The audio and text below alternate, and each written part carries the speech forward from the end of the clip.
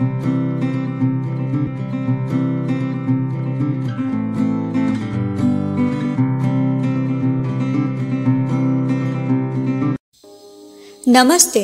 मी हर्षदा.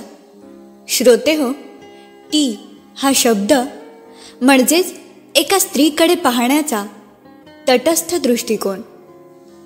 ती, तिचं, तिला अशा कितीतरी क्रियापदांनी आपण आपल्या ओळखीच्या किंवा अनोळखी स्त्रीला देखील संबोधित करत असतो. आणि मग तिच्याबद्दल खूप साऱ्या गप्पा, चर्चा आपोआपच घडून येतात. अशी ही ती, तिच्या प्रत्येक विषयाला कवितेत तर नेहमीच एक विशेष स्थान असतं. कवितेच्या विश्वातली ती आणि कवितेतल्या शब्दांमधलं तिचं स्पंदन आपण अनुभवणार आहोत नंदिनी भुवड यांच्यासोबत शब्दस्पंदन या आपल्या विशेष प्रसारणातून. निर्मिती साहित्य उत्सव, संहिता लेखन, दिग्दर्शन आणि सादरीकरण श्रीमती नंदिनी भुवड. तांत्रिक सहाय्य प्रमोद पांढरे, विद्या पाटील. तर ऐकूया शब्दस्पंदन भाग 6. नमस्कार मित्रमैत्रिणींनो. शब्दस्पंदनच्या या भागात आपण तिच्याविषयी बोलणार आहोत, तिच्या कविता ऐकणार आहोत आणि फक्त तिला शोधणार आहोत. कोण आहे ती? ती आहे एक मन, ती आहे एक शरीर, ती आहे एक व्यक्तिमत्व. स्त्रीची अनेक रूपं आहेत, पण तिची ती म्हणून असणारी ओळख याविषयी आज आपण बोलणार आहोत. आज जरी स्त्री पुरुष समानता आली असली, स्त्री सर्वार्थानं स्वतंत्र झाली असली, तरीही वर्षानुवर्ष पुरुष प्रधान संस्कृतीनं तिची केलेली घुसमट, अवहेलना लपून राहिलेली नाही. तिला माणूस म्हणून न बघणाऱ्या समाजातील तिची अनेक रूपं स्त्रीवादी साहित्यातून उमटलेली आहेत. पिढ्यानपिढ्या तिने सोसलेल्या वेदनेचे हुंकार कवितांमधून उमटलेले आहेत. स्त्रीची रूढी परंपरेनं वाढ खुंटवली ती बालविवाह प्रथेतून. बालविवाह हा विषय मांडणारी माझी पहिली कविता. कवितेचं शीर्षक आहे अलवण. काळोखाच्या खोलीत चूल नाईलाज म्हणून पेटते, काळोखाच्या खोलीत चूल नाईलाज म्हणून पेटते. पांढरं दुःख नेसून ती आतल्या आत तुटते, पांढरं दुःख नेसून ती आतल्या आत तुटते. आता एक एक क्षण, एक एक श्वास मोजतच जगायचं. आता एक एक क्षण, एक एक श्वास मोजतच जगायचं. वाटून सुद्धा कधी पुन्हा आरशात नाही पाहायचं, वाटून सुद्धा कधी पुन्हा आरशात नाही पाहायचं. मनामध्ये भातुकलीचा खेळ चालू आहे, मनामध्ये भातुकलीचा खेळ चालू आहे. तोच खेळ डोळ्यांसमोर विस्कटलेला. सार रुक्ष, सार बंदिस्त, आयुष्यातला आनंद कायमचा हरवलेला. हरवलं तिथेच सारं जेव्हा ती पहिल्यांदाच न्हाली, हरवलं तिथेच सारं जेव्हा ती पहिल्यांदाच न्हाली.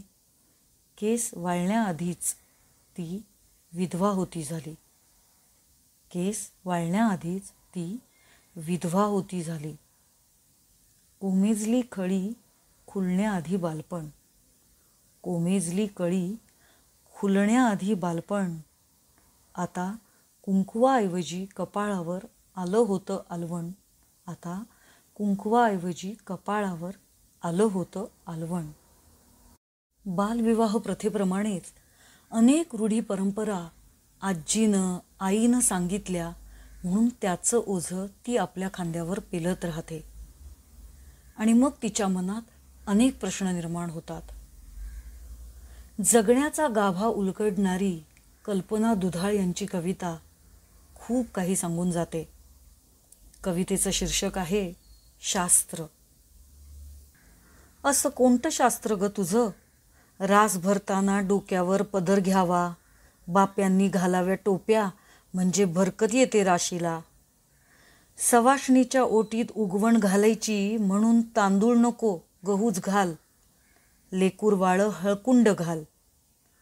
झोपू नये तिने सांजेला, लावू नये नाट सणासुदीला.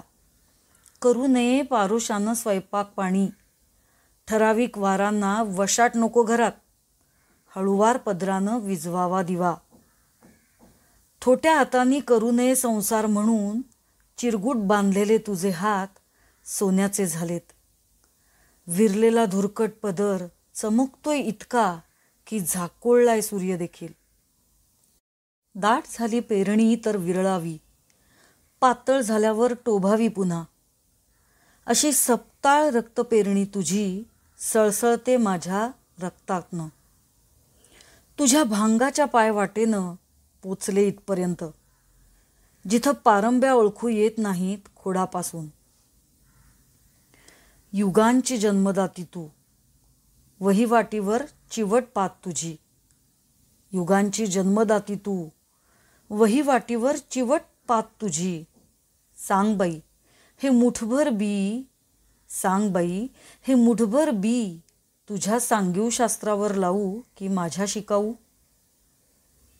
काळ्या मातीच्या कुशीतून दाणेदार कोंब यावा, तशी कल्पना दुधाळ यांची कविता रानोमाळ फुलते.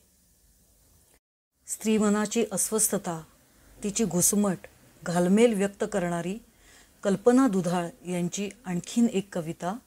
कवितेचं शीर्षकच आहे घालमेल.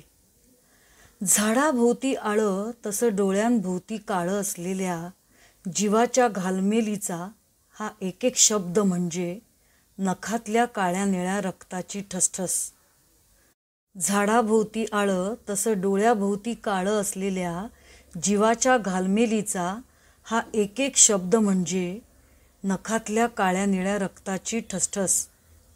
इथं स्वतःला डोंगरासारखं फोडावं लागतं, तापलेल्या भट्टीसारखं ताव यावा लागतो. घालमेलीचा उफळा आतल्या आत थोपून शांततेची भयंकर शपथ घ्यावी लागते. मेल्यासारखी झापड लागू न देता श्वासाश्वासाला खरेपणाचा जाब विचारावा लागतो.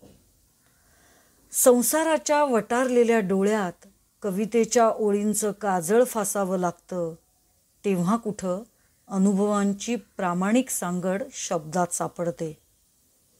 घालमेल नुसती घालमेलच नसते ती, अख्खा समकाल आतड्यांना गुंडाळलेली केविलवाणी उलथापालथ असते जीवाची. घालमेल नुसती घालमेलच नसते ती, अख्खा समकाल आतड्यांना गुंडाळलेली केविलवाणी उलथापालथ असते जीवाची. शब्द, कविता ही फक्त तिच्या वेदनेला मिळालेली वाट असते. तिने या सगळ्यातून बाहेर पडायचा प्रयत्न केला नसेल का? स्वतःची वाट शोधण्याचा प्रयत्न केला नसेल का? निश्चित केला, पण बरेचदा तिला अपयशच आलं. कवयित्री वैशाली मोहिते यांच्या तिच्या कविता या कविता संग्रहातील बऱ्याचशा कविता तिचे अनेक प्रश्न मांडणाऱ्या. त्यातीलच एक कविता सादर करत आहे. कवितेचं शीर्षक आहे शोध तीचा. ती शोधते आहे कधीपासून स्वतःच स्वतःला, ती शोधते आहे कधीपासून स्वतःच स्वतःला. ती तिची तिला सापडते न सापडते तोवर तिला कोणीतरी जखडून टाकतं पुराणातल्या नियमात. नाना क्लुप्त्यांनी करतं तिला उंबऱ्याआड. तरी कुणीतरी एखादी पाचते तिच्या लेकीला वाघिणीचं दूध आणि देत राहते उंबऱ्याची रेख ओलांडण्याचे लढण्याचे बळ. युगायुगांचा हा लढा सुरूच आहे. प्रत्येक युगात नवा गडी नवं राज्य ती लढत राहते. समानतेचा झेंडा पुढचीच्या हाती सुपूर्त करत धारातीर्थी पडते. समानतेचा झेंडा पुढचीच्या हाती सुपूर्त करत धारातीर्थी पडते. समाजानं आखून दिलेली चौकट मोडून उभं राहण्याचा प्रयत्न करताना अनेक जणींना धारातीर्थी पडावं लागलं, पण त्यांनी जिद्द सोडली नाही. लढत राहिल्या. हा लढा सांगणारी वैशाली मोहिते यांची आणखीन एक कविता. कवितेचं शीर्षकच आहे लढा. तिचा बदल तळागाळापर्यंत झिरपतोय. तिचा बदल तळागाळापर्यंत झिरपतोय. तिला आता ऐकू येऊ लागल्यात तिच्या अंतर्यामीच्या हाका. तिला आता ऐकू येऊ लागल्यात तिच्या अंतर्यामीच्या हाका. ती व्यक्त करायला शिकलीये. ती व्यक्त करायला शिकलीये स्वतःच्या भावभावना. आताशा तिला नाही गरज पडत कोणाच्या आधाराची. तिच्या पंखात बळ आलंय आकाशाला कवेत घेण्याचं. तिच्या पंखात बळ आलंय आकाशाला कवेत घेण्याचं. तरीही ती माणूस आहे. हा तीचा लढा चालूच आहे अजून. तरीही ती माणूस आहे. हा तीचा लढा चालूच आहे अजून. तिला एक मन आहे. तिचं एक व्यक्तिमत्व आहे. परंपरेने कितीही बेड्या घातल्या पायात तरीही ती हताश होईल, निराश होईल, पण हरणार नाही. हेच सांगणाऱ्या कल्पनाताईंच्या, वैशालीताईंच्या कविता तिच्या मनाचा ठाव घेणाऱ्या आहेत. फक्त तुझी दुःख मांडणाऱ्या नाहीत तर तिच्या मनाला उभारी देणाऱ्या आहेत. कवितांमधून आलेली ती कदाचित आपल्याला अवतीभोवती दिसणार नाही. आज स्त्री स्वतंत्र आहे. मुक्तपणे ती बागडते आहे. तिच्या मनाजोगं जगते आहे. पण तिचे प्रश्न संपलेले नाहीत. तिची घुसमट थांबलेली नाही. फक्त प्रश्नांचं स्वरूप बदललं आहे. घुसमटीचं कारण बदललेलं आहे. तिने असंख्य गोष्टी सहन केल्या तरी एक ठिणगी पुरते तिला पेटून उठण्यासाठी. याच आशयाची माझी कविता. कवितेचं शीर्षक आहे निश्चय. श्रद्धा अंधश्रद्धेची भीती. श्रद्धा अंधश्रद्धेची भीती. संस्कृती परंपरेचा पगडा. योग्य अयोग्य कळत नाही. नीती अनितीचा झगडा. जखडून ठेवतात प्रश्नांचे दोरखंड. इच्छा असूनही करता येत नाही बंड. जखडून ठेवतात प्रश्नांचे दोरखंड. इच्छा असूनही करता येत नाही बंड. नेमकं काय हवंय उमगत नाही. कसं जगावं कोडं सुटत नाही. सतत डोळ्यांसमोर विसंगतीचा खेळ. सतत डोळ्यांसमोर विसंगतीचा खेळ. शाश्वत अशाश्वततेचा बसत नाही मेळ. क्षणभंगूर आयुष्य. क्षणभंगूर आयुष्य फसवणुकीची चिंता. क्षणभंगूर आयुष्य फसवणुकीची चिंता. शोधत बसतो नात्यातली चिरंतनता. अभेद्य अशक्य अनाकलनीय सारं. अभेद्य अशक्य अनाकलनीय सारं. मनावर विणलं जातं निराशेचं जाळं. वादळासमोर पाचोळ्याचा कुठून निभाव लागेल. वादळासमोर पाचोळ्याचा कुठून निभाव लागेल. तरीही निग्रहानं उभं राहावं लागेल. एक ठिणगी खोल पडते पेटून उठतं मन. एक ठिणगी खोल पडते पेटून उठतं मन. नजरेतला जाळ तोडतो भोवतीचं काटेरी कुंपण. नजरेतला जाळ तोडतो भोवतीचं काटेरी कुंपण. दोरखंड गळून पडतात. दोरखंड गळून पडतात कुठून येतं बळ.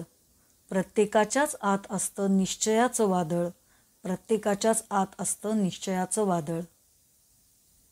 मित्रमैत्रिणींनो, तिच्या भोवती फिरणाऱ्या कविता घेऊन आज शब्दस्पंदनमध्ये आपण तिच्या अनेक प्रश्नांना स्पर्श करण्याचा प्रयत्न केला. आजी, आई, पत्नी, मुलगी, मैत्रीण अनेक रूपातून ती आपल्या अवतीभोवती आहे. तिचा आदर करूयात. तिला सन्मानाने वागवूयात. याच नोटवरती आज आपण इथेच थांबतो आहोत. मनःपूर्वक धन्यवाद. दर्जेदार साहित्याचा आणि कलाकृतींचा आस्वाद घेण्यासाठी जॉईन करा साहित्य उत्सव व्हॉट्सॲप किंवा टेलिग्राम ग्रुप. जॉईन करण्यासाठी संपर्क करा 98 81 60 20 25 या क्रमांकावर. संपर्क क्रमांक पुन्हा एकदा 9881 60 2025. साहित्य उत्सव हे यूट्यूब चॅनल आजच सबस्क्राईब करा.